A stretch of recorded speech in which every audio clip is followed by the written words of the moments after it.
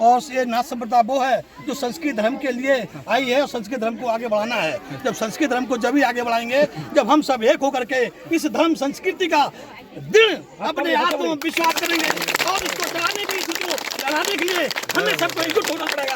एकजुट होकर के हम अपनी इस नाथ संप्रदाय को पूरे भारत में जन तक पहुंचाएंगे। मेरे बच्चों, मेरे भारतवासियों, मेरे भक्तजनों, सभी जागो जागो। आखिर नाथ संप्रदाय है क्या? हम दशनामी है, हमसे बड़ा कोई संप्रदाय नहीं है।